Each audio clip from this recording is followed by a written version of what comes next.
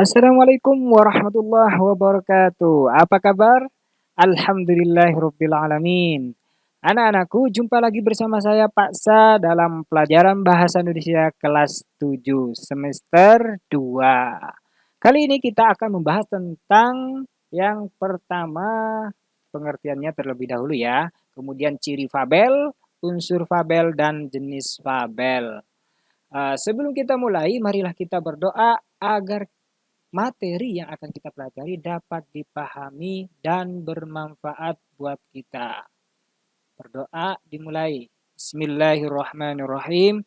Rabbi zidni ilma warzuqni fahma wahlul 'uqdatam min lisani yafqahu qawli. Amin. Anak-anakku, pernahkah kalian mempelajari atau membaca teks fabel? Tentu pernah kan? Mari kita pelajari tentang teks fabel. Untuk lebih jelasnya, mari kita simak video berikut ini. Kali ini kita akan membahas tentang teks fabel.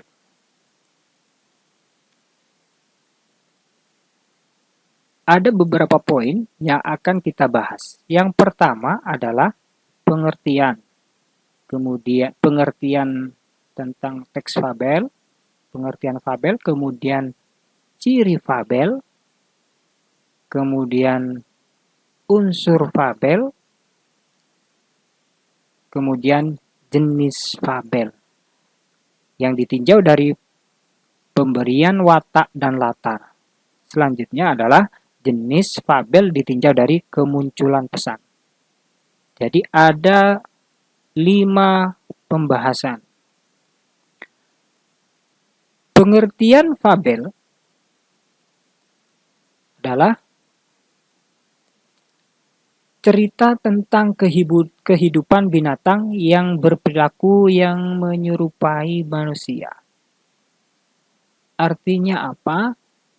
Cerita ini diperankan oleh binatang yang seakan-akan seperti manusia. Fabel juga disebut cerita moral. Mengapa? Karena di dalam teks fabel ada pesan yang disampaikan lewat cerita. Ini pesan moral. Ini adalah pengertian fabel. Selanjutnya adalah ciri fabel.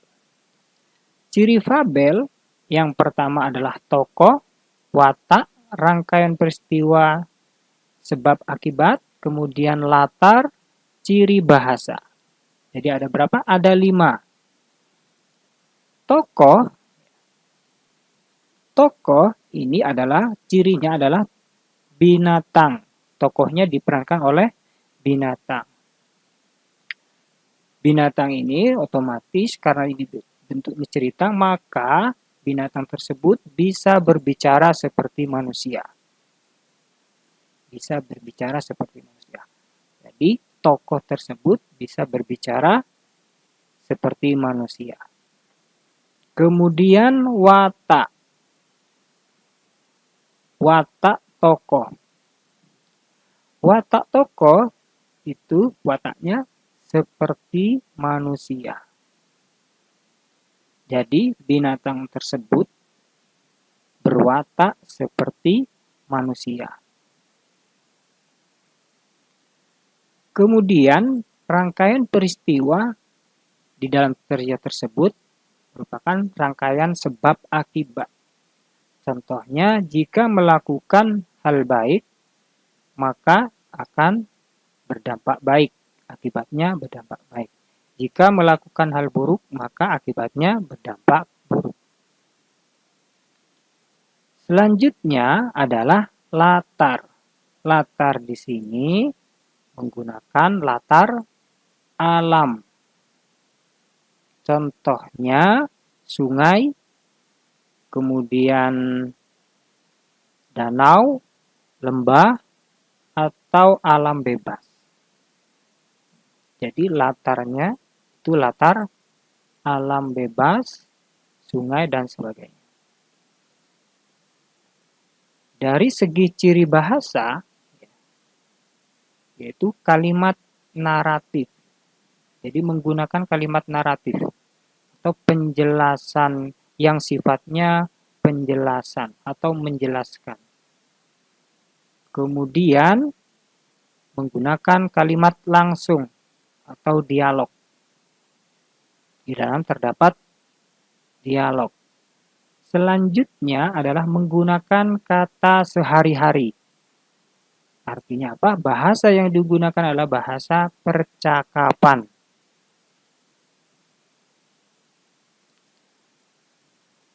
Kita berlanjut pada poin 3, yakni unsur fabel. Di dalam fabel terdapat beberapa unsur. Yang pertama adalah tokoh. Tentu unsur yang pertama adalah tokoh. Kemudian tokoh tersebut otomatis apa? Ya, berupa hewan. Tokohnya adalah hewan. Tokoh tersebut ada yang protagonis, kemudian antagonis. Tokoh protagonis, tokoh yang berwatak baik. Kemudian tokoh yang antagonis berwatak jahat. Tokoh baik maka berakhir dengan bahagia, sedangkan tokoh jahat berakhir dengan sengsara. Penokohan. Selanjutnya adalah penokohan. Penokohan ini maksudnya tokoh ini mempunyai karakter atau watak, atau kita memberi karakter tokoh, yaitu karakter protagonis seperti yang saya jelaskan pada tokoh tersebut yang di atas. Kemudian antagonis dan tokoh tambahan.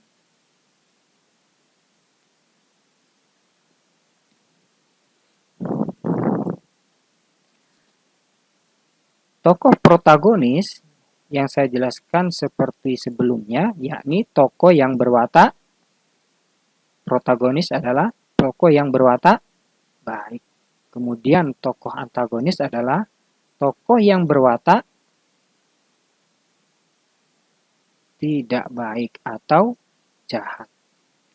Kemudian tokoh tambahan. Selanjutnya adalah latar. Latar di sini ada 3.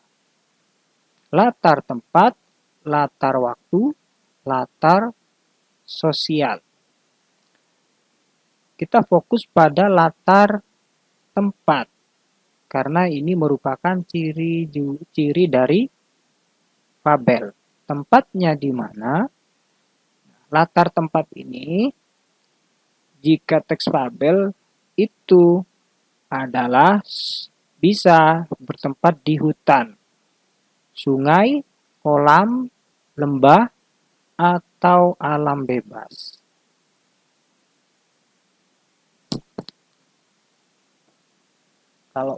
Jika latar waktu, kalau latar waktu ini biasanya menggunakan kata dahulu. Waktu ini bisa berupa tahun, bisa berupa hari, bisa berupa zaman dahulu.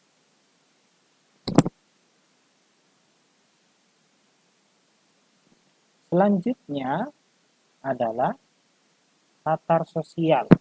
Latar sosial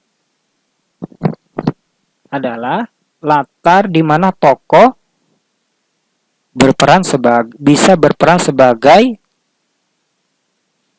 jika di desa contohnya sebuah desa, maka bisa menjadi petani atau pejabat desa. Jika sebuah kerajaan, bisa pejabat kerajaan, tokohnya sebagai pejabat kerajaan, ataupun sebagai rakyat. Selanjutnya adalah tema. Tema ini adalah dasar cerita. Tema dapat ditemukan dari kalimat kunci yang diungkapkan tokoh. Tema dapat ditemukan dari kalimat kunci yang diungkapkan tokoh. Atau kalian juga dapat menyimpulkan dari seluruh peristiwa sebab akibat pada cerita. Selanjutnya adalah amanat. Amanat adalah pesan yang disampaikan dalam cerita. Pesan yang disampaikan penulis secara tidak langsung. Ya, pesan di dalam cerita tersebut itu apa? Itu adalah amanat. Kemudian kita beralih pada jenis fabel ditinjau dari pemberian watak dan latar. Watak dan latar. Ditinjau dari pemberian watak dan latar itu dibagi menjadi dua. Yang pertama adalah jenis fabel alami, kemudian jenis fabel adaptasi. Jenis fabel alami watak adalah pemberian watak tokoh seperti pada kondisi alam nyata. Jadi, watak tokoh itu seperti di alam nyata. Contohnya, seperti watak kura-kura, itu berwatak lambat. Kemudian, contohnya lagi seperti singa atau harimau. Maka wataknya adalah buas dan ganas. Sedangkan latarnya, kalau fabel alami adalah di hutan, di sungai, di danau, lembah, ataupun di alam bebas. Sedangkan fabel adaptasi itu berbeda, bertolak belakang dari fabel alami. Watak yang digunakan pada teks fabel adaptasi adalah berwatak yang mengubah dari watak aslinya pada dunia nyata. Contohnya, yang harimau yang tadi itu singa ya, singa atau harimau, singa yang bijak atau singa yang penyabar. Artinya apa? Watak itu tidak sesuai dengan watak asli dari kenyataannya. Karena teks fabel tersebut, teks fabel adaptasi. Selanjutnya, tentang latarnya. Jadi, latar dari sebuah teks fabel adaptasi biasanya itu